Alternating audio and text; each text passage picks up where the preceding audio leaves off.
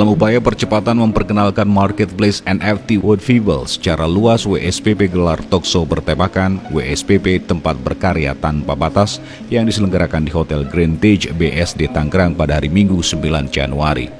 Hadir dalam acara ini Alfian Bambang Yulianto selaku founder WSPP dan Bah Mijan selaku co-founder WSPP yang didampingi narasumber ahli di bidangnya.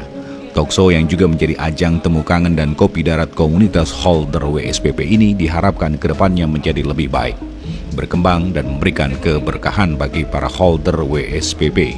Sebagai pelopor developer WSPP, Alfian menjelaskan token miliknya ini asli buatan Indonesia yang terafiliasi dengan NFT atau non-fungible token, marketplace cross-chain di 5 jaringan blockchain, seperti Binance, Polygon, Matic, Avalanche, dan Guardian Chain. Direncanakan kedepannya bakal membuka marketplace besar di Indonesia, dan ia berharap yang ingin lebih tahu tentang NFT segera bergabung di WSPP untuk bisa berkarya tanpa batas di token miliknya. Oke, selamat siang semuanya. Nama saya Alfian Bambang Yulianto. Saya adalah founder dari WSPP. WSPP adalah salah satu token asli buatan Indonesia yang bergerak di beberapa blockchain seperti Binance, Polygon, Matic, Avalanche, dan Guardian Chain. WSPP sendiri punya tema atau marwahnya adalah token charity. Di dalam arti di sini yang aku tonjolin adalah charity bukan uang saja tapi knowledge.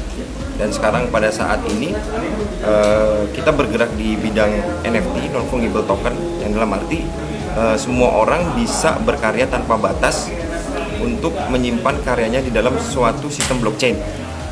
Untuk itu nanti kedepannya WSPP ini bakal membuka suatu marketplace besar di Indonesia.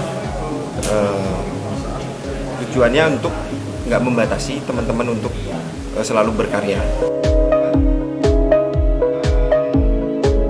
Saat ditemui di sela-sela acara sosok paranormal dan public figure, Bah Mijan mengajak seluruh rakyat Indonesia memahami tentang NFT agar bisa bebas berkarya yang berpotensi bisa menjadi ladang penghasilan. Karyanya biasanya sebagai seorang penggiat media sosial itu kan dia mau posting video, posting foto di media sosial tiap hari, dan mereka tidak berharap apapun. Mereka hanya berharap bahwa ya kita sedang membuat foto gitu. Tapi kalau di NFT ini, selain kita bisa mengabadikan momen-momen penting kehidupan kita, ada potensi untuk mendapatkan penghasilan. Nah gitu. Contoh misal bagaimana hype-nya dunia YouTube yang sampai sekarang juga diakui bisa menjadi ladang uang. Nah sementara ada nih yang mulai mencuat lagi, hype lagi, namanya NFT, dan ternyata juga punya potensi yang sama.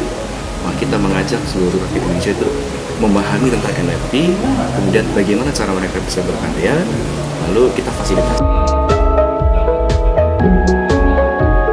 Tim Liputan Dinamika News melaporkan.